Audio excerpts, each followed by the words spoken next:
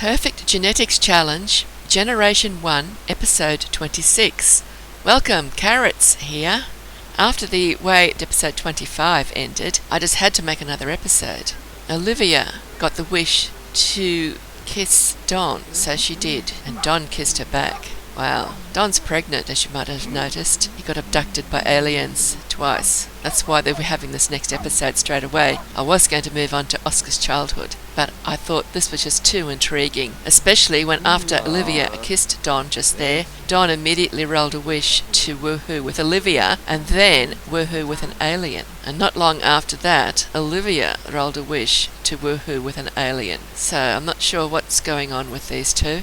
I sent Don outside to have a bit of a swing in the playground because it was too hard to get pictures of him in those tiny rooms that he kept going into, and everybody else has gone out except for Olivia. It surprised me that Don didn't get any time off work when he was pregnant, because he was very pregnant by now. Of course, as soon as he has the baby, he'll shrink immediately back to his original size. I noticed the household gnomes down in the backyard there. They've started dying of old age. The ghost gnome, the gnome of the damned, has died, so I suspect we won't see any more ghosts floating around the house anymore, because they were there because of that gnome. We've got two little gnomes tombstone statues in the yard now, so I could sell them and get simoleons, or keep them in the yard, and I've decided I will keep them because they each give 5 environment points. So there goes Don heading off to work on his bicycle. I think that car is waiting out the front for Olivia. She's slightly more advanced in her career now, but she ended up taking her own car. The children have come home from school. Having both parents in the culinary career means that there's a gap of about 1 sim hour between when the parents leave for work and the children arrive home from school. This particular night is the prom night, and I sent the 2 teenagers off to the prom. They got up to all sorts of mischief and fights and got upset about being denied dances. One of them managed to get a crown. They both got photos that I've put up on the wall of their rooms, and they both came home with romantic interests. At first I thought that Gary was going to have a male romantic interest because he got upset for being denied a dance by one of the male Sims. However, they've both ended up with female romantic interests. That girl going inside now, she's been at my boarding school in the Oscar's childhood save. You might even see her if you watch Oscar's childhood. There's quite a few Sims there from Moonlit Falls at the moment in the boarding school that Oscar's just moved to. So we've still got them trying to get their imaginary friends real. I think all but James have now been offered the opportunity to make dreams come true. That's little Petal. She's just been fried again. She seems to get fried quite a lot. But I've denied each one the chance to do the opportunity to make dreams come true because I would prefer them to learn the logic skill and make all the potions on the chemistry tables rather than spend sim weeks, months or years looking for a rainbow gem. Now see, that's Petal's imaginary friend who is waiting anxiously to be made real. I think James is the only one of this whole group of children and teens who is not likely to have his imaginary friend made real. And James has got the grumpy trait, so I think he just probably didn't play with his doll enough and get his relationship up with his doll, because all of these dolls have just automatically animated. I didn't make them animate, at least I don't know of any way that I could make them animate. The game just does it when the relationship is high enough. Once they've made the potion to make the imaginary friend become real, then they will have to become best friends with their imaginary friend to get it to drink the potion. So this is Owen's imaginary friend. The imaginary friend is only visible when the sim they belong to is the active sim. So Owen and Petal are now working on making a potion. They'll probably have to make all of the potions, so it'll take them a while. I find that the game seems to sense which potion you're really needing to make, and it makes you discover all of the potions before you get the one you want. I have had games where I haven't been looking for the potion to make the imaginary friend real, and it's come up quite early in the procedure. I just like the way the mountains were white in this picture, so I took a picture of it. and I thought I'd show you. It's just on sunrise in Moonlit Falls, and it's spring, and I realised I hadn't sent them looking for eggs. This is the second spring in the game. They've already got a collection of eggs, of fancy eggs at home. So I sent a few of the children here to search for eggs, but between them they only found one egg. But it was a fancy egg, and it was a fancy egg they hadn't collected yet. It's a pale blue one. They had white, red and gold. Now they've got pale blue as well, which is on the shelf at home. When they've finished looking for eggs, they'll go do some dancing on that dance floor. See who else has turned up. See if they know any of the other Sims. This game's been going for long enough in this world that we're starting to get to know. Oh look, there's Sophie. She's the one that was staying at the house for days on end without going home. And she did go home eventually, and there she is. She's going to dance on the dance floor with them at the Spring Festival. I've not had children in any of my games dancing at the Spring Festival before, so this is a bit of fun. I might watch them for a little while. I think Owen likes Sophie. At this point in the game, she's a lot older than he is, because he's got a lot of days before the game will age him up automatically, because I've got them on a very long lifespan. But he will age up with Cake when I'm ready, so he'll end up being older than her, because she'll get aged up by the game. So that means he could be an elder before she becomes a young adult. Who knows how quickly I'll age them up. Let's see what Cindy does when she starts having her babies. If I push her brothers out of the house to have their own households, they'll become like townies and they'll age up slowly as well. Haven't decided how that's going to happen yet. Puppy wants to play and dance as well, but doesn't know how, so he's barking at them. It's beautifully colourful at the Spring Festival in Moonlit Falls. The 4 young ones are definitely enjoying their dance. They're laughing and happily dancing together. Here's Don. He must be getting close to time to give birth to this baby. He's enormous. I think I'll try to get him out of the house so I can have a good look. We can film him having the baby, because I haven't been able to get any of the actions when he increases in size. If they're outside somewhere where I can actually see them properly, then I can show you how his stomach glows green whenever he gets to the next phase in the pregnancy. But each time it's happened so far, he's been in a very tiny, confined space and no possibility of getting a picture of it. So I don't want that to happen for the birth, so let's take him outside. I think he's only got a very short time to go. Don's had a shower and changed into his work clothes. I don't think he's going to go to work today. Here it comes. Yes, we will raise the baby, but having seen what this baby is like, I'm wishing I had said no, because I've never had a baby like it. Congratulations. It's a baby boy. I decided to call him Martin, after my favourite Martian TV series that I used to watch as a child, Uncle Martin. Here, so that's the green glow I was talking about that happens whenever his pregnancy advances, but I haven't been able to get it for you.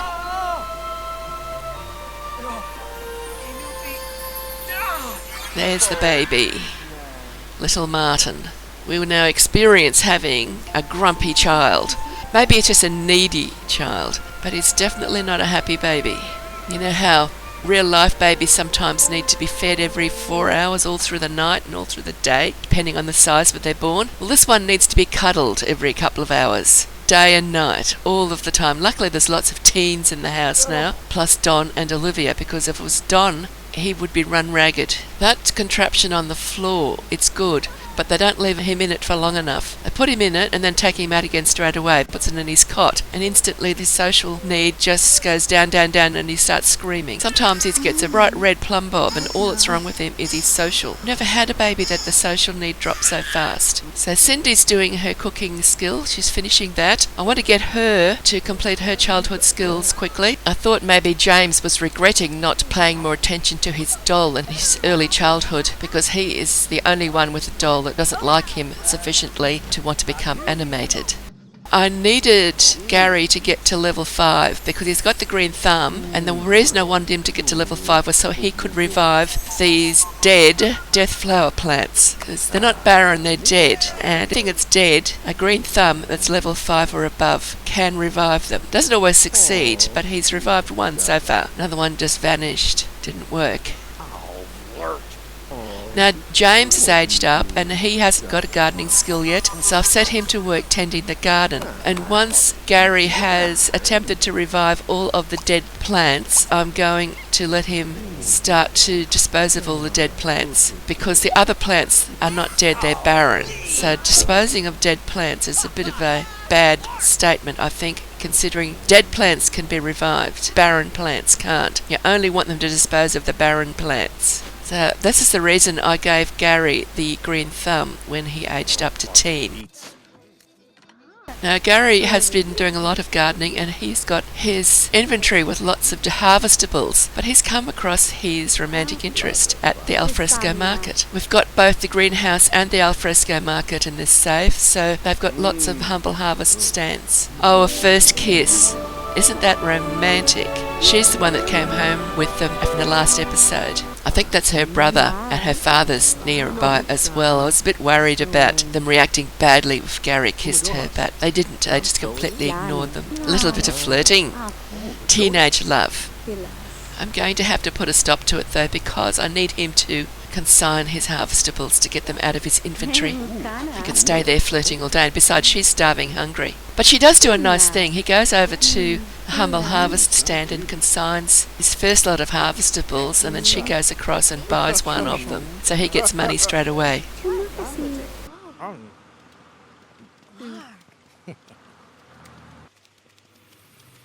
I was thinking if she'd told him that she was so hungry before he went over there, he might have just given one to her. I tend to just click the harvestables if there's multiples, instead of going into that little window and changing the number. When I've clicked about 20 times, I think I should have just changed the number, but I'm just in the habit of going click, click, click, click, click, click, click. So that's it. He's done his job. Now he better get out of the way so she can do her job and buy one, and he will consign some more to his next stand. I don't consign them all to just one stand. I like to spread them around. And there you go. She just gave him 62 simoleons. He's going to have to go home soon. He'll be out after curfew. We won't watch him consigning all of them. He's going to do it about 5 times. There are some interesting looking characters tending the stands there tonight though. That guy in the top hat looks fascinating. These humble harvest stands are here when you buy the venue. This is the venue that the humble harvest stands come with from the store. I have amended it by adding a few bits and pieces, but the humble harvest stands are left alone. Might leave him there and let him go home under his own steam. We've seen enough of him consigning his harvestables. Got to get their income up, so this is their main income stream apart from both parents working. So Gary heads off home. Soon there's another abduction at his place. This time it's his mother, Olivia, gets abducted by aliens. On her return from her abduction, Olivia expressed her traditional unhappiness with the alien who had abducted her, but at least she met somebody new. One thing that always fascinates me when my Sims comes back from an abduction at 3 o'clock in the morning is the number of Sims that are out and about walking along the footpath. Now this is little Percy over there talking to his imaginary friend, and that was Owen who's just walked off to the left. Owen's about to age up to a teen. Now Percy was in a white shirt and a pale brown long pants before when he aged up. I've taken him to stylist and given him a whole new look. Been interesting working on their hairs when they age up, because each hairstyle makes their hair look completely different. The colours, I know the styling looks different, but all the boys, except for James, have got Don's hair colour exactly, but they've got different hairstyles, so it looks as though they've got different hair colours. Little Percy just ran over and collected a huge boulder. Now here comes Owen for his birthday. He's going to age up to a teen. I like to leave them in the clothes and hair that the game gave them for a little while to see if I can get used to it, because I like my Sims to look different, each one to be completely different, and then often I'll accept what the game offers simply because it's something I would never have thought of doing. Now the same things happened with little Owen. Unfortunately, I decided I just couldn't live with the look he got from the game, so he was shortly taken into stylist to give him new hair and clothes. Gary's a case in point there. He's kept his hair that he got when he aged up, but I gave him different clothes. I always try to get the angle that we're going to get the best view of the aging up of sim. So we can choose Owen's trait, try to get something that I think would be interesting. After much consideration, he finally got the avant-garde trait. I forgot what repercussions there'd be with that one. He will do lots of autonomous actions. Let's all have a good party. I don't have any visitors for this party. I usually have 2 or 3 Sims that have come home from school with the person aging up. I wonder if I remembered to click onto Owen, to activate Owen so we could see his imaginary friend aging up. I usually forget to do that and we'd miss the actual age up process. There he is. We've just missed it. Almost. There's Owen's imaginary friend aging up to teen. Well, we saw the last few little flashes of light because I forgot, as usual. I'll have to try to get Percy's when he ages up to teen. Or either of the two little girls when they age up as well. They'll be aging up before Percy. Here comes the university mascot to deliver Owen's university present. I don't expect I'll be sending any of these Sims to university because this is about perfect genetics and we want to get through to having Cindy produce her heir rather than go off and play in the university world. If you'd like to watch something about the university world, then Carolyn and Friends series is currently working through about 48 badges that are available from the University Life expansion pack. I don't like those Into the Future outfits. They don't really suit Moonlit Falls game. So there is Owen after I have taken him in to create a sim. We actually had a bit of a glitch back there and everybody started getting reset. I think I got up to about 300 and something errors into constant loop between 2 or 3 of the imaginary friends. So I fortunately had managed to save as soon as Owen aged up and closed and reopened the game. Now Percy was found down at the creek that is across the road from the house and he was apparently swimming. He's in his swimming gear. I thought he would have been fishing but he wasn't. Why he was going swimming in the river I don't know. I certainly didn't send him there to do that. So here's another one who's obviously going to need to work on his chemistry skill. Here's that dreaded baby. Obviously it's stopped screaming at the moment. Martin likes to scream. He gets very lonely very quickly. Petal is off collecting her collection of butterflies that she needs for an opportunity she's got. So she'll collect her butterflies and she's also just been given the Lifetime Wish zoologist. So if she comes across any turtles or other small animals in her activities, she'll be catching them. I had so much experience with the zoologist Lifetime Wish in my 30 grandchildren badge series that I feel quite comfortable now letting Petal do it because she'll get it done fairly quickly. Gary's talking to Fawn Goodfellow. She's one of the little towny children. I spotted some light beetles across the road and I've sent Gary over to collect one. I was surprised to be able to see them from such a distance. They're really advertising themselves to me because I wasn't having thoughts of getting Gary to go out collecting things, but when they're making themselves so obvious, I thought I'd better take the opportunity. You never know what they're going to need because I plan to get at least one generation of this household to work hard on elixirs. At the moment, we've only got the children working on the chemistry tables simply because they want to turn their imaginary friends real. And the game is giving each of them multiple offerings of the When Dreams Come True opportunity. Poor little Cindy. She just got exploded on just as she was about to have victory with making a new discovery. Luckily I put that shower down here. The children wear their swimming outfits while they're having a shower under this outdoor shower. But I'll get her back to work. She's got to find the potions that she needs to turn her imaginary friend real. She's the next one who's going to age up to teen now that Owen has aged up. So I'm looking forward to aging Cindy up. Just have to make sure she's completed her cooking and blocks skills. I think she has, but we'll check. We don't want her not be able to choose her trait, especially the last one that we give her because she has to have the dislikes children trait because she's the heir. Hello, somebody's imaginary friend's mopping up the puddle from the shower. It is Percy's imaginary friend because Percy's the only boy who is still a child now, so I'll actually be able to pick him easily. She couldn't tell from looking at their hair or outfit if they're working on the chemistry table. That chemistry table that Percy's using, that is a Sims 4 conversion to a Sims 3 from the Around the Sims 3 site. I try to avoid going on that site because there's so much good stuff there. He's just got singed as well. He's going to have his shower.